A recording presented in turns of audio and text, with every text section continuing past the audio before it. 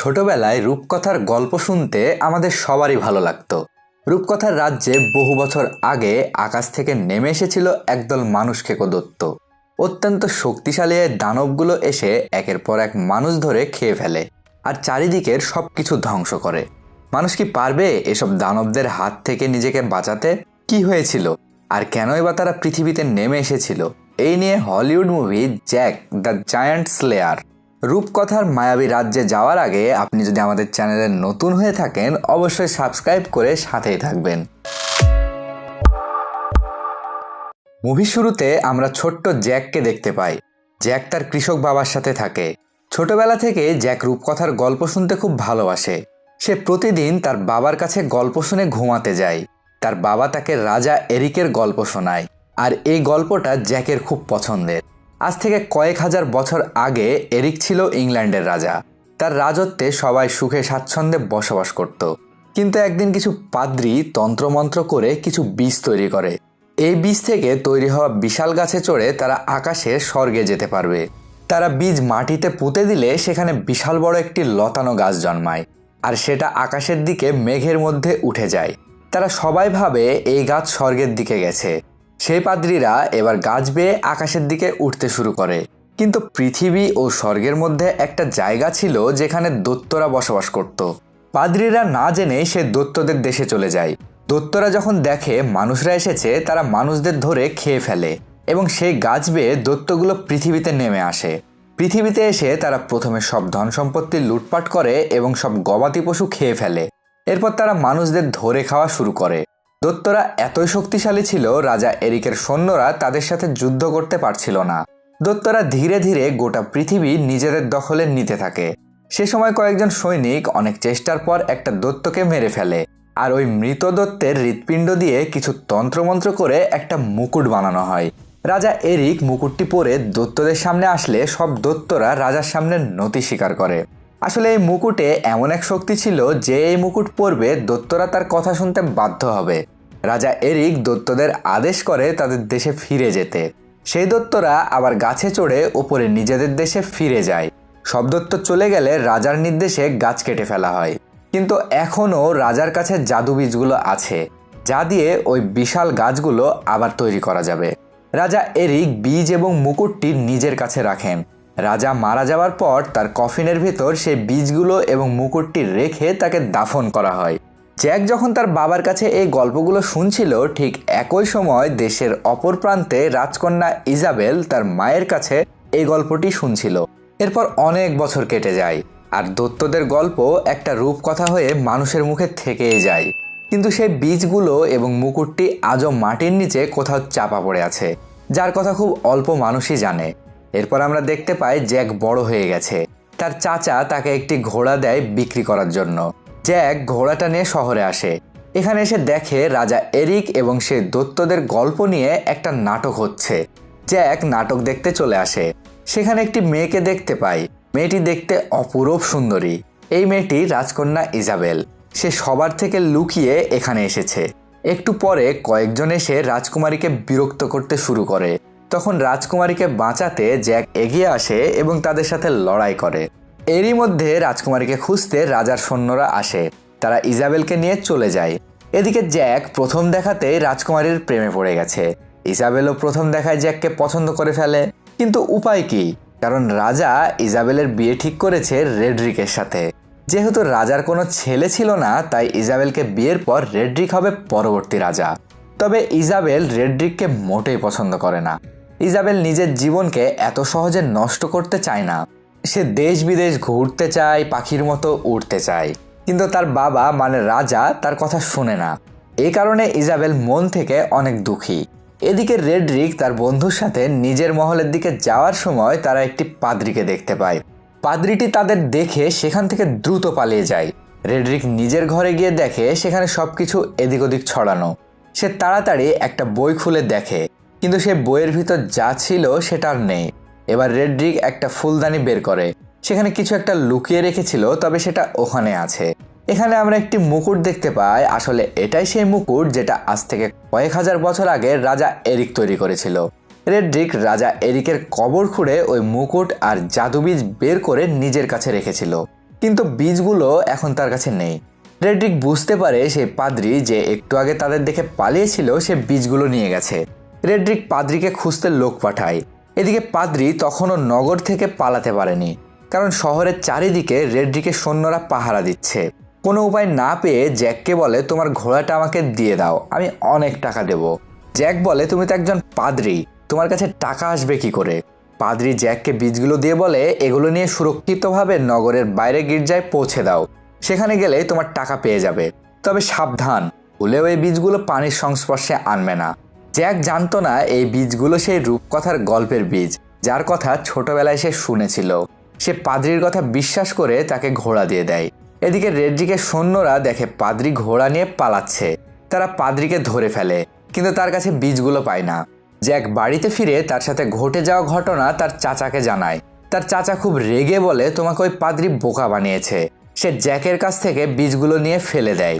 Jack ফেলে দেওয়া বীজগুলো তুলে নেয়, কিন্তু একটা বীজ কাঠের ফাঁক দিয়ে মাটিতে পড়ে। জ্যাক বীজটা দেখতে পায় না, সেটা ওখানেই পড়ে থাকে। এদিকে রাজকুমারী ইসাবেল তার মহল থেকে সবাইকে ফাঁকি দিয়ে পালিয়ে যায়। ইতিমধ্যে প্রচণ্ড ঝড় বৃষ্টি শুরু হয়ে গেছে। কোনো উপায় না পেয়ে একটি বাড়িতে তারা আশ্রয় নেয়, আর এই বাড়িটা জ্যাকের। জ্যাক ইসাবেলকে দেখেই চিনে ফেলে। ইসাবেলও জ্যাককে দেখে বুঝতে পারে জ্যাক সেই ছেলে যে তাকে নাটক দেখার সময় খারাপ লোকগুলোর হাত থেকে বাঁচিয়েছিল। এদিকে বৃষ্টির পানি গড়িয়ে বৃষ্টির কাছে চলে যায়, যেটা জ্যাকের অজান্তে মাটিতে পড়েছিল। তখনও তারা জানতো না সামনে তাদের সাথে কি হতে চলেছে।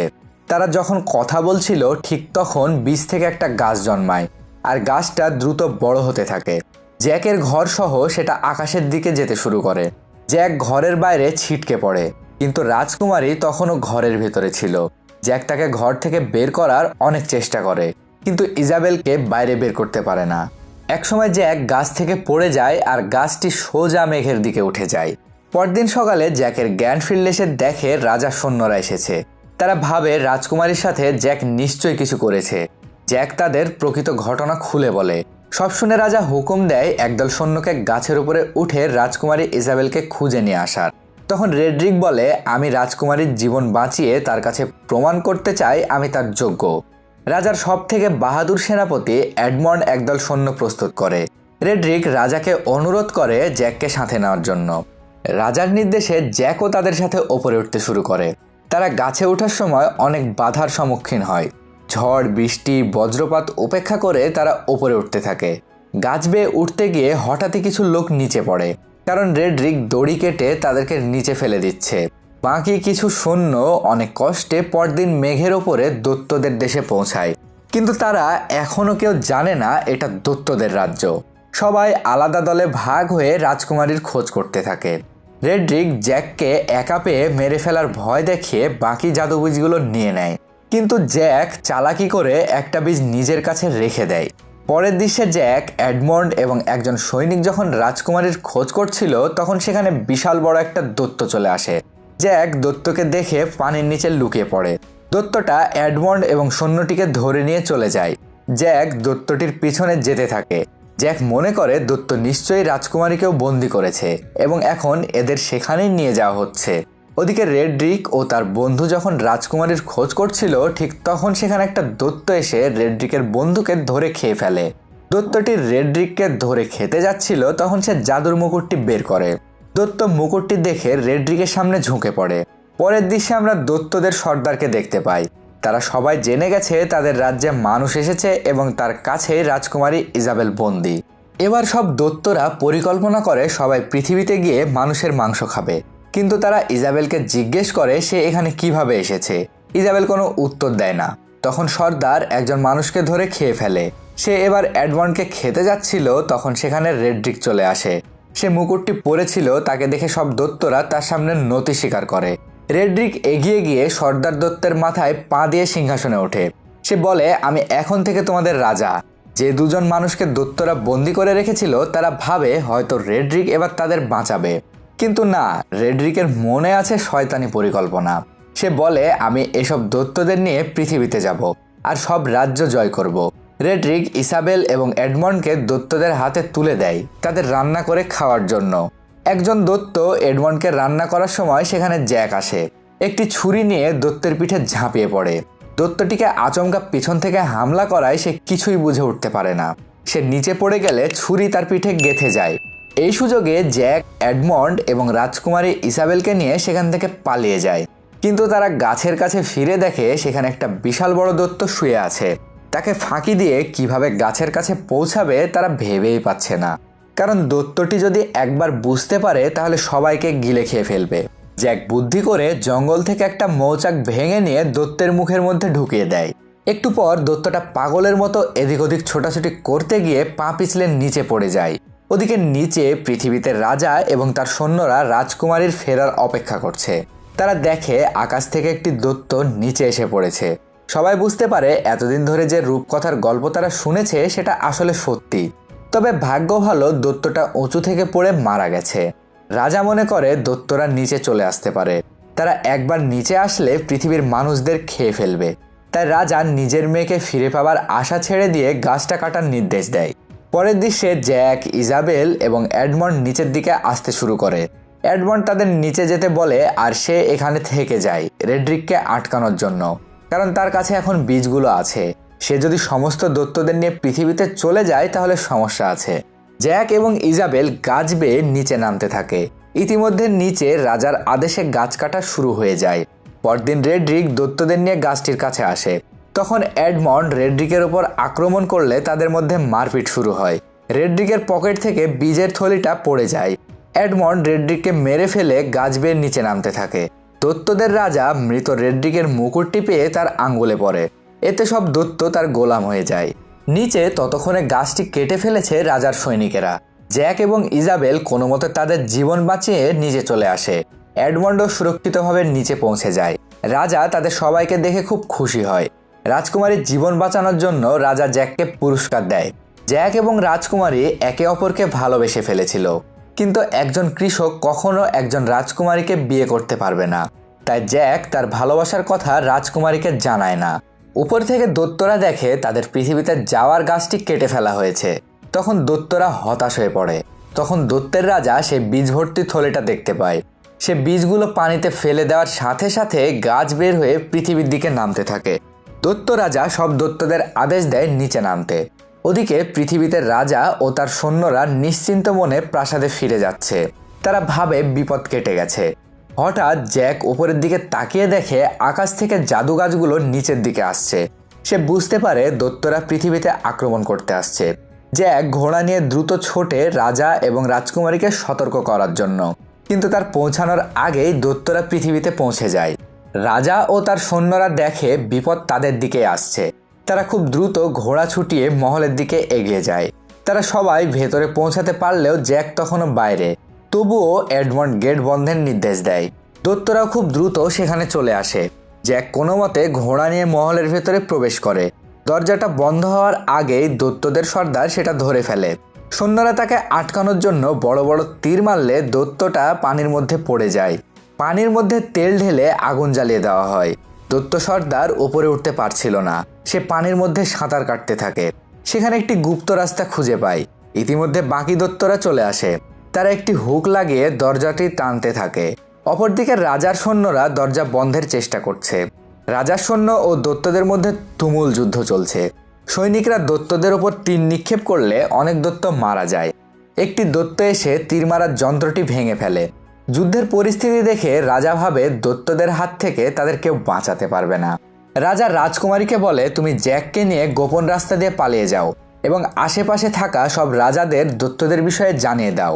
জ্যাক ও ইসাবেল গোপন রাস্তার দিকে চলে যায়। দৈত্যদের লাগাতার আক্রমণের ফলে দরজাটি খুলে যায়। এডমন্ড আদেশ দেয় লোহার গেট লাগানোর জন্য। এদিকে জ্যাক ও ইজাবেল গোপন সুড়ঙ্গে যাওয়ার সময় দেখে দৈত্য সর্দার চলে এসেছে। সে ইজাবেল এবং জ্যাকের ওপর আক্রমণ করে। জ্যাকের কাছে একটি জাদুর বিষ ছিল, সে দৈত্যটির মুখে নিক্ষেপ করে। দৈত্যটি কিছু বুঝে ওঠার আগেই বীজ থেকে গাছটি বের হয়ে তার শরীর চিরে বাইরে বেরিয়ে আসে। দৈত্যটি মারা যায়। দৈত্যটির হাত জ্যাকের সামনে এসে পড়ে। সেখানে জ্যাক জাদুর মুকুটটি দেখতে পায়। অপরদিকে অন্য দৈত্যরা লোহার গেট ভেঙে প্রাসাদের ভিতরে ঢুকে পড়ে। তাদের সামনে রাজা ও সৈন্যরা তলোয়ার হাতে দাঁড়িয়ে। তারা জানতো দৈত্যদের সাথে লড়াই করে তারা বাঁচবে না, তারপরেও প্রতিরোধ করার জন্য তারা প্রস্তুতি নেয়। তখন হঠাৎ সব দৈত্যরা আক্রমণ না করে নতি স্বীকার করে। কারণ জ্যাক জাদুর মুকুট পরে চলে এসেছে। জ্যাক দৈত্যদের আদেশ দেয় তাদের দেশে ফিরে যাবার। দৈত্যরা জ্যাকের কথা মতো তাদের দেশে চলে যায়।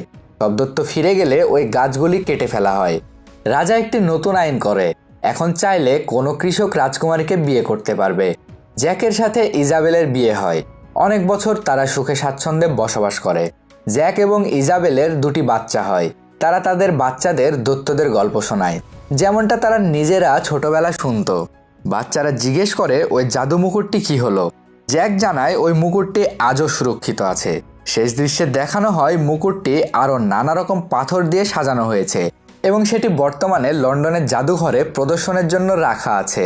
আজ এ পর্যন্তই। ভিডিওটি ভালো লাগলে অবশ্যই লাইক দিয়ে আমাদের উৎসাহিত করবেন। আর এমনই ইন্টারেস্টিং এবং ইউনিক মুভির এক্সপ্লেনেশন পেতে চ্যানেলটি সাবস্ক্রাইব করার অনুরোধ রইল।